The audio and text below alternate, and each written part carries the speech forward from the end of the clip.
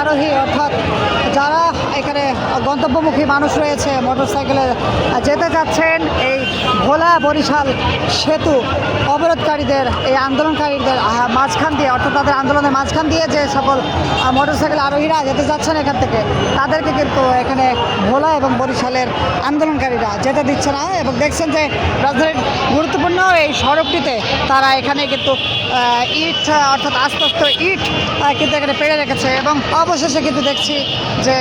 অনেকে পরিবার নিয়ে পরিজন নিয়ে যারা এখানে গন্তব্যমুখী মানুষ সেই সকল মানুষ কিন্তু আবার ফিরে যাচ্ছেন অর্থাৎ ফিরে যেতে বাধ্য হচ্ছেন। এখান থেকে কিন্তু দেখা যাচ্ছে যে যে সকল সাধারণ গণপরিবহন থেকে শুরু করে রিক্সা মোটরসাইকেল প্রাইভেট কার এবং অ্যাম্বুলেন্স শুধুমাত্র অ্যাম্বুলেন্সের জন্য তারা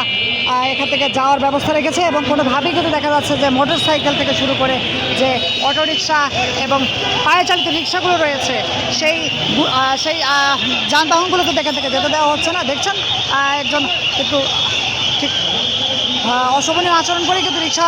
চালকদের এখান থেকে ফিরিয়ে দিচ্ছেন এবং আমরা দেখছি এই মুহূর্তে এখানে মাসুদ সাহেব